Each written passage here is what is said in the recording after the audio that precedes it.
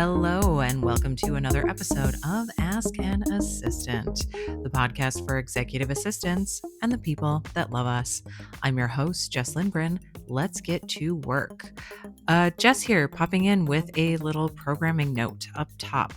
Thank you so much to everyone who brought the missing episode to my attention. I have been traveling since Friday last week, scheduled some episodes ahead of time, flew today from New York to Florida from vacation to work, and I am finally settled in at my hotel, have hopefully fixed the technical issues that made today's episode late. So again, thank you so much to everyone who reached out, and without further ado, this week's question comes from Esteemed Colleague Charlotte, who wrote in via askanassistant.com. Dearest Jess, I would love to hear your thoughts on best practices for work travel. Charlotte, thank you so much for writing in. I'm going to say it. I love this question, particularly because at the time of the episode hitting the air, I will be in Tampa for work, coming off a long weekend in New York City with my husband and in-laws, his parents. When I was drafting the notes for this episode, I realized that I truly could talk about travel for hours on end. So for today's episode, and the purposes of making it not 15 hours long, I have decided to keep it pretty high level conceptually. Like, I'm not going to get down to super nitty gritty details, but I did narrow it down to my personal top 5 travel tips and this is, I tried to keep it geared toward business, but I do think that the concept here can be applied to personal travel as well. So the top 5 travel tips in this order: number 1, go early if your schedule permits. Number 2, bring or procure creature comforts. It's probably going to be a mix of the two. Number 3, remember that you cannot pour from an empty cup. Number 4, stay late if your schedule permits. And number 5, do a start, stop, continue analysis after your trip. So those are literally just the 5 topics that I'm going to touch on here. Going early if your schedule permits. This is going to depend on so many factors, including but not limited to your personal schedule, your professional schedule, your budget, etc., your family, whatever that means for you. In my case, it's my husband, our cats, our home, and our neighbors to an extent, my sister's family to an extent, people that we interface with pretty regularly, just kind of taking everyone's needs and wants and everything into consideration. Your family is quite likely going to have needs on your target travel dates, whether it's the day that you leave for your trip or the day that you come back. Factoring those things in when you are booking your work trip is so important because life is short. Family comes first. I love what I do for a living, but I also really love sleeping at home in my own bed. I love spending time with my husband and my cats. I love cooking in my kitchen, even though doing the dishes and cleaning the house day in and day out is a drag. Like, I love all that stuff so much more than I love sleeping in new beds in new cities and eating at restaurants all the time. Your industry and or executive will quite likely have needs on your target travel dates as well. I honestly, the upcoming trip here, like New York City and Florida for work, I'm going to be sporadically hopping on calls throughout my time in New York. And I have a call scheduled while I'm at the airport flying out down to Florida for work. Like, literally, I think the call is scheduled to end after my flight leaves. So there's going to be needs whenever it is that you're traveling, and just taking all of that into consideration. The budget piece, like, if you are going to go early, is your company covering the extra day? Is the event that you're working covering the extra day? Are you personally coming out of pocket for the extra day or days? Like, just making sure that the budget lines up regardless of who's footing the bill. All of that all of those factors, like everyone else's needs, your budgetary needs, your time needs, your people needs, your animal needs, your home needs, all of that is definitely going to affect that. But all of that being said, whenever I'm traveling for a work event, I am the advanced team essentially. Like, I don't know if you follow like public figures like the British royal family or like politicians or anything in that capacity. People have advanced teams who come and scout things out and make sure that things are the way that they need to be. If there are last minute needs, that those get taken care of before the person in question even makes it to the event site. Like, that's what I do. And if I'm flying in on the same day that I need to stock my executive's hotel room with whatever it is that he needs during the trip, like to, any flight that I've taken especially in the summer on the East Coast, oh my God, it's thunderstorm season like all summer. And any and or all flights I've taken in the last couple of months have been massively delayed. So being able to come in a day or even 2 days earlier, um, I'm very fortunate. I have a lot of flexibility. I have the ability to come in and have time to get my bearings, to pick up all the last minute needs and stuff, but, like, all of that's super important, but it also, there's a lot that can be done here in 2025 with DoorDash. With Is Instacart even still a thing? I don't know. I see things that say that their service is powered by Instacart, but that it's also run through DoorDash. I don't know. They just all own each other now. But there's a lot that you can do. Even for my upcoming trip in Florida, I've already scheduled packages to arrive so that I don't need to be the one going to the store and picking up heavy stuff. Anyway, all that being said, take everyone's time, needs, budget into consideration and come in early if you can, if you like it, if you need the time.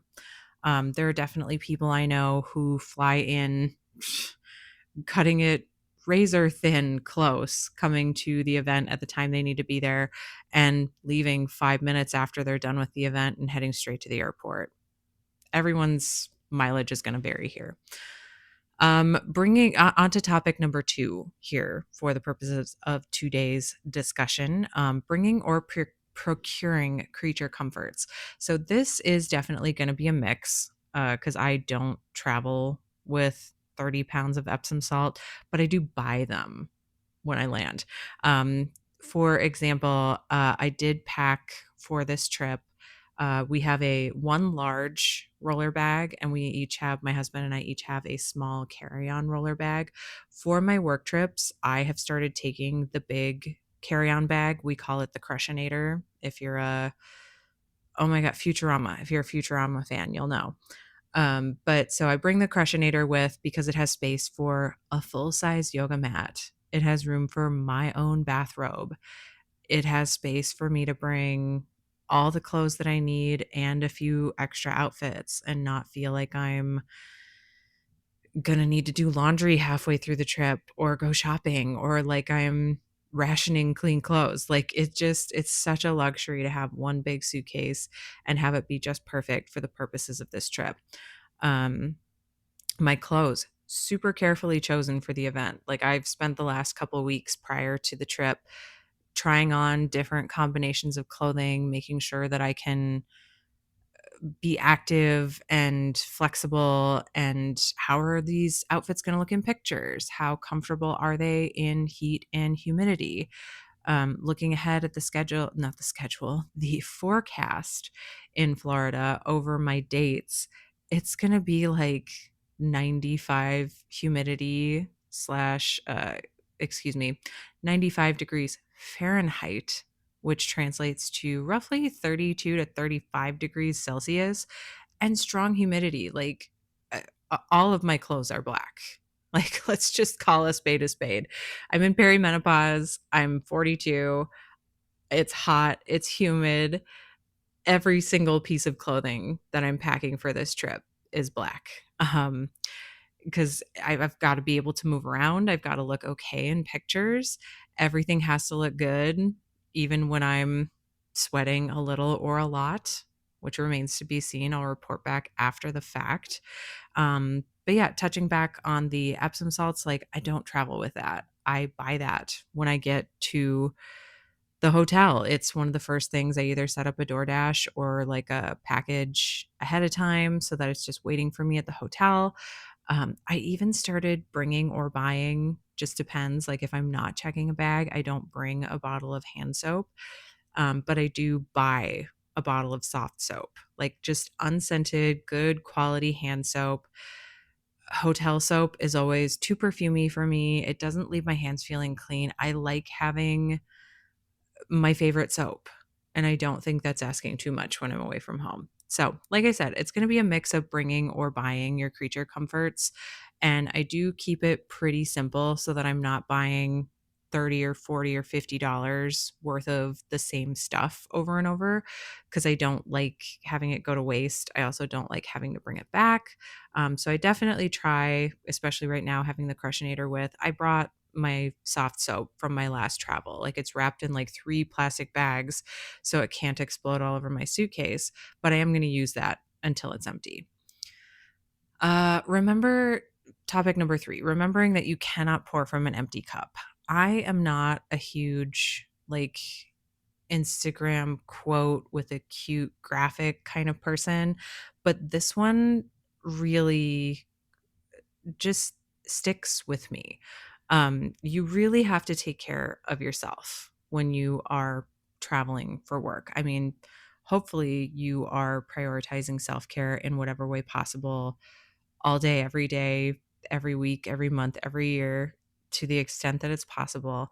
But especially when you're traveling for work, especially as an executive assistant, you are supporting someone else so that they can do their job. So, like, I'm headed to Florida for card party.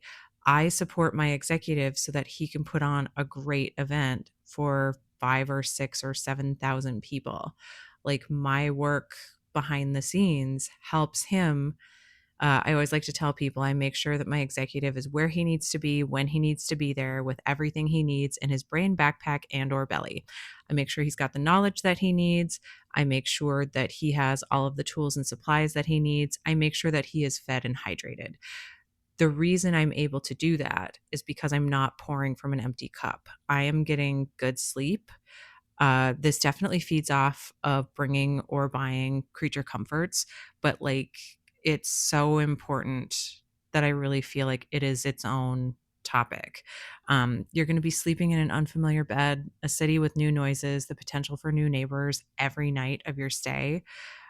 You're going to be eating from restaurants. You don't like, that's my favorite part about going home is eating at home and not eating at a restaurant.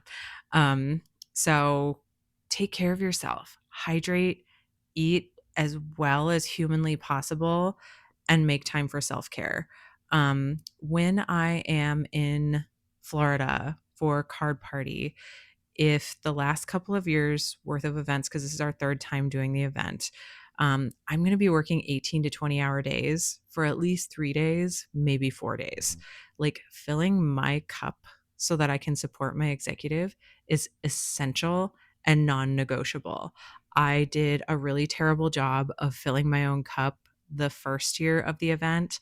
I've never had swollen feet before. My feet were so swollen that they didn't fit properly into my shoes, like my Crocs. Like, oh my God.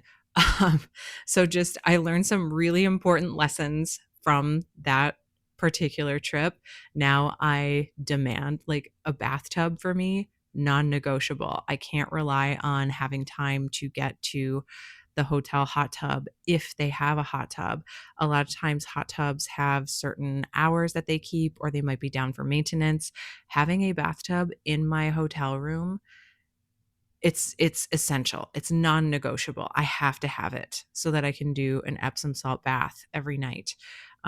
Eating good quality food, hydrating, it's all so important. Like taking care of myself so I can focus on my executive, focusing on filling my cup so that I can pour into him. Non-negotiable. Absolutely has to happen. Topic number 4, staying late if your schedule permits. Again, you're gonna have to see what your family, your friends, your industry, your executive need from you on this one. A day to stay after the event and just detox, like sleep in, go lounge at the pool, celebrate, eat a little bit of junk food after you've taken care of it, like whatever a celebratory food might look like. If it's more of the same, more super healthy food, great. But like my executive and I have a tradition. I don't partake in this with him, but I do provide it to him. That at the end of every successful event, he wants pepperoni pizza from Pizza Hut. That just is what it is. And even though he eats healthy like 98% of the time, like just a little, this kind of ties into the celebrating milestones at work episode from a couple episodes ago, and I'm just not going to look it up.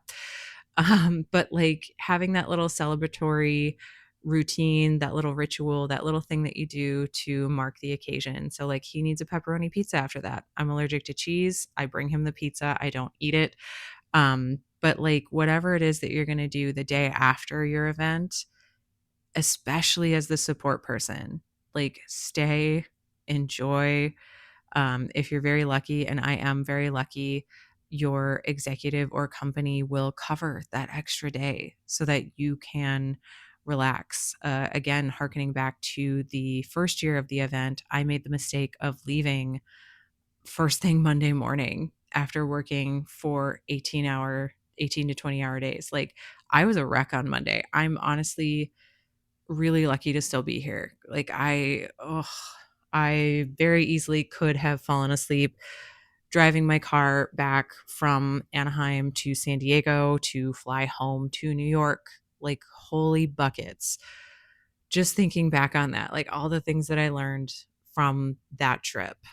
The extra day is essential. The celebratory meal is essential. Um, yeah, stay late if you can. It's really important. And topic number 5, when it comes to travel, start, stop, continue after your trip. Like I just touched on all the things that I learned from the first card party event. I need that extra day.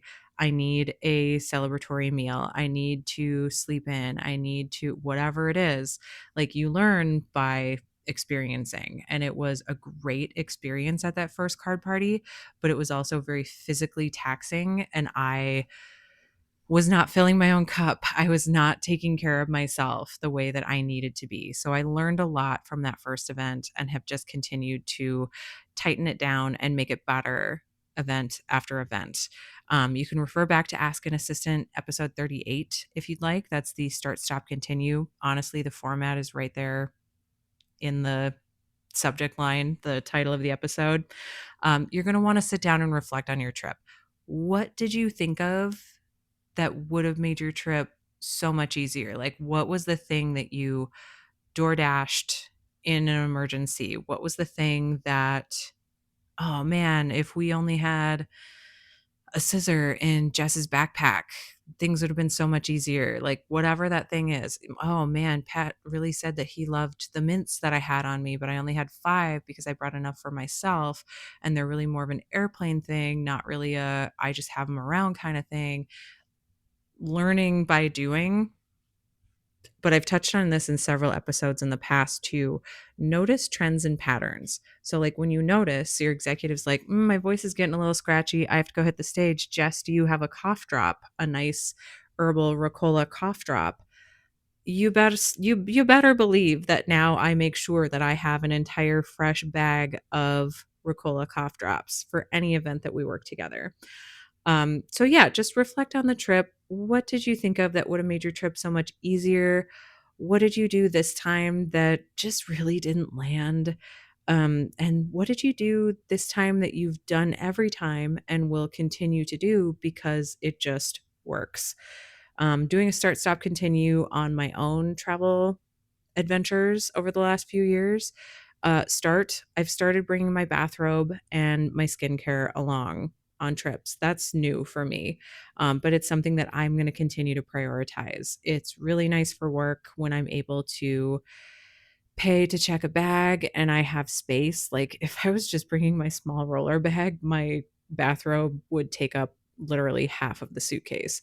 And in my big check bag, it doesn't even take up 1/4 of the space. Like, it's so great. Hotel rooms are cold. Not all the hotel rooms have bathrobes. Mine is nice and big and fuzzy, and 500 other people haven't worn it, and it hasn't been washed to death. Mine's like a big fuzzy microfiber one, and a lot of times the hotel ones are like scratchy, towely ones. I don't know. I love it. It makes my hotel room feel a little bit like home. It's comfy, it's cozy, it's easier for when you order extra pillows to your room to not have to put on a whole outfit to go to the door to collect your pillows and tip your bell person who brought them to you. Bringing my fancy skincare items is definitely a risk, especially since I'm putting them in my check bag a lot.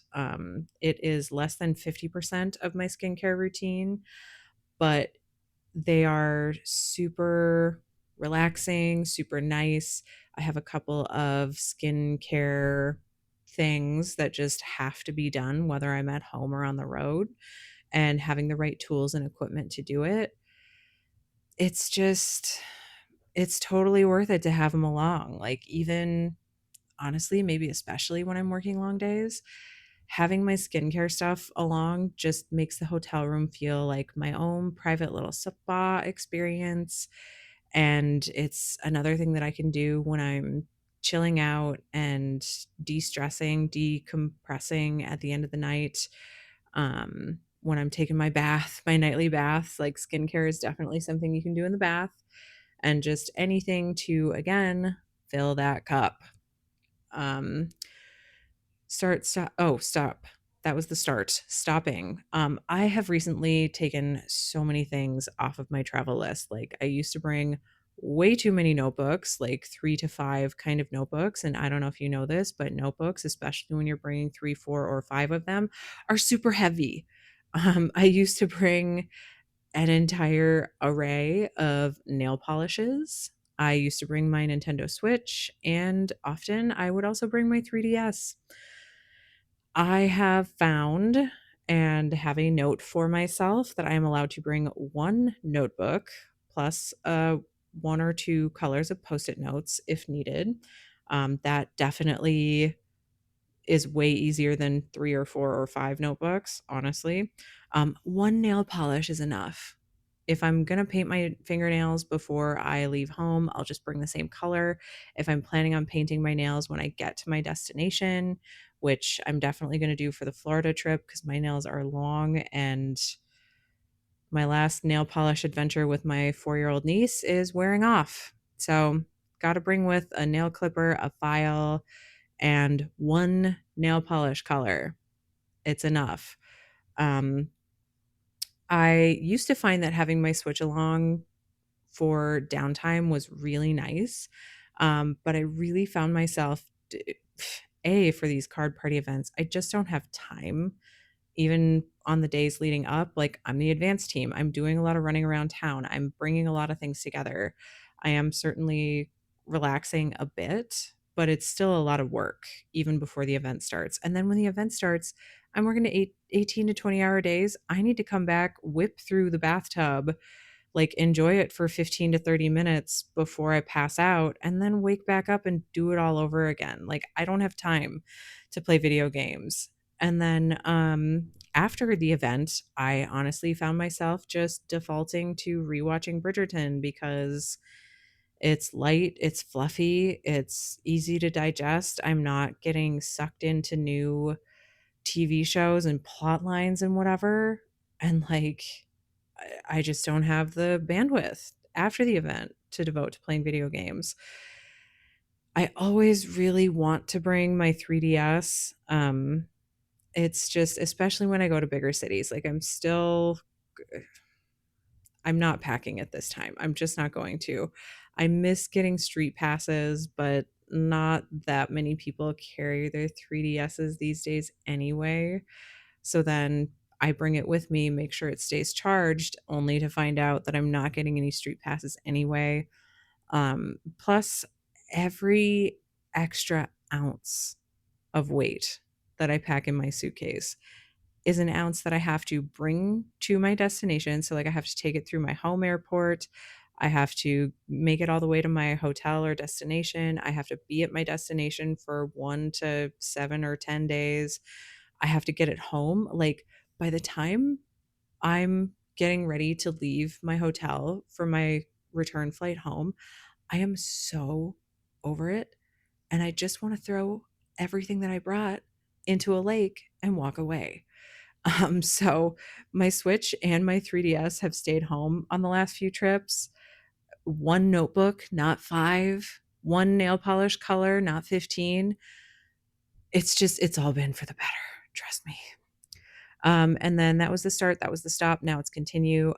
Things I always have on me when I travel: my wallet with my ID, with credit cards, with cash, headphones, a refillable water bottle, a small assortment of first aid items. So I'm talking like a little mix of ibuprofen, Tylenol, Zyrtec, Benadryl, magnesium pills. Those are really nice for the airport, honestly, for the airplane.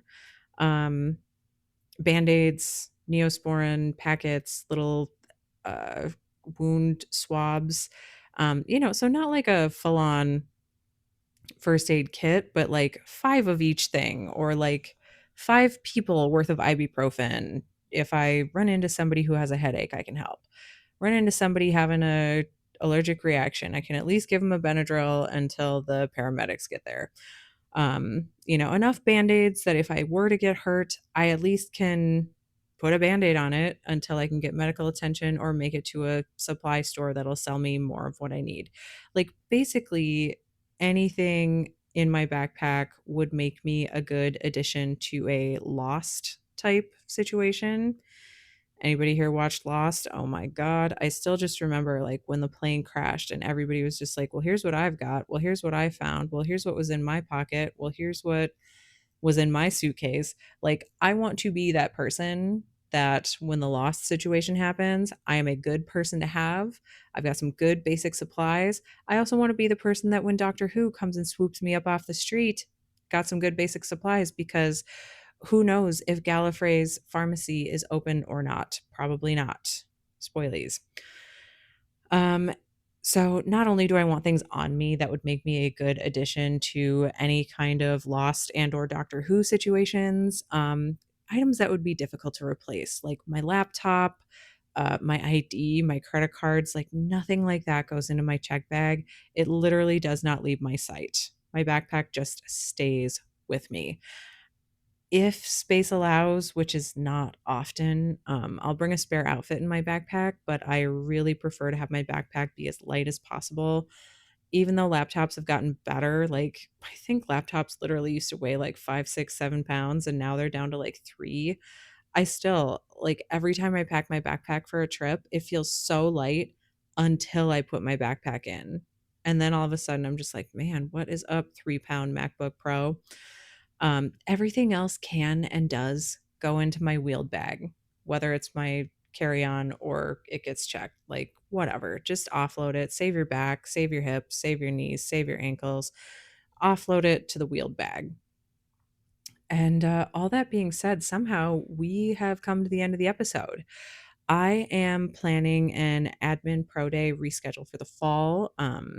Thank you so much to everyone who bought tickets. I am so sorry that I had to refund those.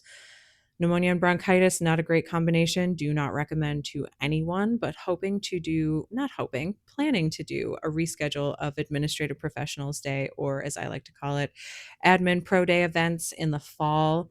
And after recording this episode, I think I'm going to add a travel event to the lineup. So keep an eye out on the newsletter for a fun little poll. That's askanassistant.substack.com for the time being. Might be moving along to button down in the near future, so keep an eye out. But I am planning to send a little poll and just see which topics everybody wants to talk about at the Admin Pro Day events. The original plan was an email session, a calendaring session. I'm totally blanking off the top of my head. And then I had a you can do all 3 type deal. But that'll be happening. If it was supposed to be April, May, June, July, August, September, October, it's going to be in October this fall. watch for an announcement about that. Watch for a poll. Would love to hear from you what you want to learn about together. And to recap, we talked about my top 5 travel tips today. Go early if your schedule permits. Thing 1. Thing 2, bring and or buy creature comforts. Thing 3, remember that you cannot pour from an empty cup. Thing 4, stay late whenever your schedule permits. And thing 5, start, stop, continue after your trip. Lessons learned. What's good, what's not great, what's working. Go with it. And that's all for this week. Charlotte, I hope that my thoughts on travel help point you in the right direction. And I would love to know from you what your 5 top travel tips are in return. Whether that is Charlotte writing back in or anyone listening, I'd love to hear from you. As always, askanassistant.com. Lay your comments, questions, thoughts, and concerns on me. I hope you are all feeling happy, healthy, and hydrated. At least on the East Coast, it is hot and humid AF this time of year in late June leading into July. So the hydrated and electrolyted is doubly important right now. Check in on your neighbors. No children, pets, elderly people, anything left in a parked, hot, turned off car with no air conditioning. Take care of each other out there. Take care of yourself. Fill that cup. As always, comments, questions, thoughts, and concerns, leave them at me, askanassistant.com. And until next week, take care.